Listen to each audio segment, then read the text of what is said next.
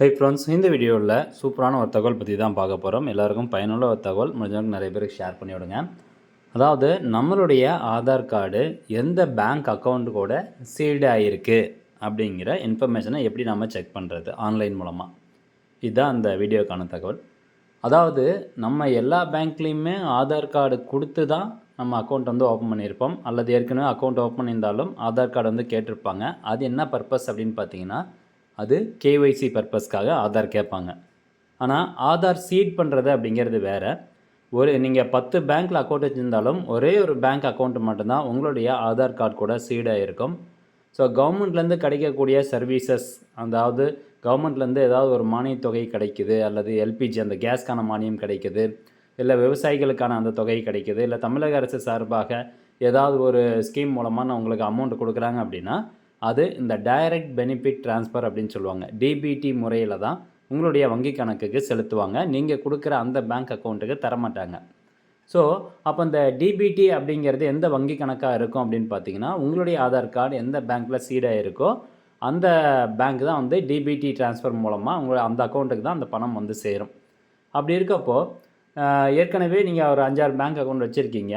அந்த டிபிடியில் லிங்க் இருக்கக்கூடிய அந்த பேங்க் அக்கௌண்ட் நீங்கள் இப்போ யூஸ் பண்ணாமல் கூட இருக்கலாம். ஸோ அதனால் ஆன்லைன் மூலமாக உங்களுடைய ஆதார் வந்து எந்த பேங்க் அக்கௌண்ட் கூட சீடாக இருக்குது அப்படிங்கிறத செக் பண்ணுங்கள். இன்கேஸ் அந்த பேங்க் அக்கௌண்ட் நீங்கள் இப்போ கரண்ட்டாக யூஸ் பண்ணிட்டு இருந்தீங்கன்னா அப்படியே விட்டுருங்க. சப்போஸ் யூஸ் பண்ணாமல் இருக்கீங்க, அது வந்து ரொம்ப நாள் ஆச்சு அப்படின்னா, உடனே உங்களுடைய ஆதாரை வந்து இன்னொரு பேங்க் அக்கௌண்ட்டு கூட சீட் பண்ணிக்கோங்க. அது நேரடியாக பேங்க்குக்கும் போயிட்டு ஃபிசிக்கலாக நீங்கள் ஃபார்ம் கொடுத்தும் சீட் பண்ணலாம். அப்படி இல்லைன்னா நம்ம ஆன்லைன் மூலமாகவே அதுக்கும் ப்ரொசீஜர் இருக்குது. ஸோ அதை நீங்கள் ஃபாலோ பண்ணியும் ஆன்லைன் மூலமாகவே கரண்ட்டாக எந்த பேங்க் அக்கௌண்ட் லைவாக இருக்கோ அந்த பேங்க் அக்கௌண்ட்டு கூட நீங்கள் ஆதார் கார்டை சீட் பண்ணிக்கோங்க. ஓகே, இப்போது நம்ம எப்படி வந்து செக் பண்ணுறது எந்த பேங்க் அக்கௌண்ட் வந்து ஆதார் கார்டை சீட் ஆகிருக்கு அப்படிங்கிறத பார்க்கணுன்னா, npci.org.in அப்படிங்கிற இந்த வெப்சைட் ஓப்பன் பண்ணிவிட்டு இதில் ஹோம் பேஜில் கஸ்டமர் அப்படின்ட்டு இருக்கும். அது கீழே வந்து பார்த்திங்கன்னா Bharat Aadhaar seeding enabler base அப்படிங்கிற ஒரு ஆப்ஷன் இருக்கும். அந்த ஆப்ஷன் கிளிக் பண்ணிங்கன்னா அடுத்து உங்களுக்கு இந்த மாதிரி தாங்க ஒரு பேஜ் ஓப்பன் ஆகும். ஸோ இதில் கொடுத்துருக்காங்க லெஃப்ட் சைடில் ஆதார் சீடிங் ஆர் டிசீடிங் அப்படின்னா, ஆதார் வந்து நீங்கள் புதுசாக எந்த பேங்க் அக்கௌண்ட் கூட லிங்க் பண்ணணும்னு நினைக்கிறீங்க, சீட் பண்ணணும்னு நினைக்கிறீங்களா சீட் பண்ணிக்கலாம்.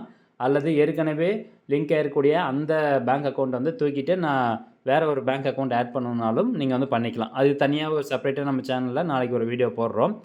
ஸோ ஃபஸ்ட்டு தெரிஞ்சுக்கலாம் லெஃப்ட் சைடில் இருக்கக்கூடிய ஆப்ஷன். அதுக்கப்புறம் இங்கே பாருங்கள் ஆதார் மேப்டு ஸ்டேட்டஸ் அப்படின்ட்டு இருக்கும். ஸோ ஜஸ்ட் இந்த ஆப்ஷன் நீங்கள் கிளிக் பண்ணணும். இதை கிளிக் பண்ணதுக்கப்புறமா உங்களுடைய 12 டிஜிட் ஆதார் கார்டு நம்பர் இதில் டைப் பண்ணிட்டு இந்த கேப்சா என்டர் பண்ணிவிட்டு செக் ஸ்டேட்டஸ் கொடுத்தீங்கன்னா ஆதாரில் லிங்க் ஆகிருக்கக்கூடிய அந்த மொபைல் நம்பருக்கு ஒரு ஓடிபி வரும். அந்த ஓடிபி என்டர் பண்ணிடணும். ஸோ ஒன்ஸ் நீங்கள் அந்த ஓடிபியை வெரிஃபை பண்ணி முடித்தோடனே உங்களுக்கான பேஜ் இப்படி தான் ஓப்பன் ஆகும். ஆதார் மேப்டு ஸ்டேட்டஸ் அப்படின்ட்டு இதில் ஆதார் நம்பரு மேப்பிங் ஸ்டேட்டஸில் பார்த்தீங்கன்னா எனேபிள்டு ஃபார் டிபிடி அப்படின்ட்டு இருக்கும். ஸோ இது கீழே வந்து பேங்க் நேம் கொடுத்துருப்பாங்க. எந்த பேங்க் அக்கௌண்ட் வந்து உங்களுடைய ஆதார் கார்டு கூட சீட் ஆகிருக்கு அப்படிங்கிறத நீங்கள் இதன் மூலமாக தெரிஞ்சுக்கலாம். எப்போ அப்டேட் பண்ணாங்க, லாஸ்ட் அப்டேட்டட் டேட். ஸோ இவ்வளோ தான். இப்போ பார்க்கும்போது எந்த பேங்க் அக்கௌண்ட்டு உங்களுக்கு சீட் ஆகிருக்கு அப்படின்னு தெரிஞ்சிருக்கும். ஸோ இதை வச்சு இன்கேஸ் நீங்கள் வந்து அக்கௌண்ட் நம்பர் மாற்றணும் அப்படின்னு நினச்சிங்கன்னா டேரெக்டாக எந்த பேங்க் அக்கௌண்ட் நம்பர், அதாவது கரண்ட்டாக எந்த பேங்க் அக்கௌண்ட் நம்பர் மாற்றணும்னு நினைக்கிறீங்களோ நேரடியாக அந்த பேங்க்குக்கு போயிருங்க. போயிட்டு அதில் வந்து ஒரு ஃபார்ம் ஆதார் நான் வந்து லிங்க் பண்ணது டிபிடியில் லிங்க் ஆகிருக்கக்கூடிய அந்த பேங்க் அக்கௌண்ட் நம்பர் நான் மாற்றணும் அப்படின்னு சொல்லி கேட்டிங்கன்னா அவங்க ஆதார் சீடிங் ஃபார்ம் ஒன்று கொடுப்பாங்க. அந்த ஃபார்ம் வாங்கி டேட்டா ஃபில் பண்ணி கொடுத்துட்டிங்க அப்படின்னா அவங்க வந்து பழைய பேங்க் அக்கௌண்ட்டை வந்து தூக்கிட்டு நீங்கள் எந்த பேங்க்கில் அந்த ஃபார்ம் கொடுக்குறீங்களோ அதில் ஆதாரை வந்து இணைச்சி வச்சுருவாங்க, சீட் பண்ணி வச்சுருவாங்க. ஸோ இவ்வளோ தான் வந்து ப்ராசஸ்ஸு. அதுக்கப்புறமா டைரக்ட் பெனிஃபிட் ட்ரான்ஸ்ஃபர் மூலமாக கவர்மெண்ட்லேருந்து வரக்கூடிய அமௌண்ட் ஏதாவது மானிய தொகையாக இருக்கட்டும், அது டைரெக்டாக உங்களுக்கு அந்த பேங்க் அக்கௌண்ட்டுக்கே வந்துடும்.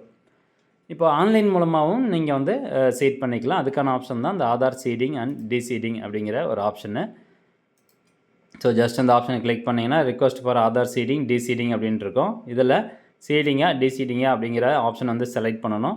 இது கொஞ்சம் லென்த்தி ப்ராசஸ் தான். மீன்ஸ் ஒரு 5 நிமிஷத்தில் நீங்கள் கம்ப்ளீட் பண்ணிடலாம். பட் அது தனியாகவே நம்ம சேனலில் ஒரு வீடியோவாக அப்லோட் பண்ணுறோம்.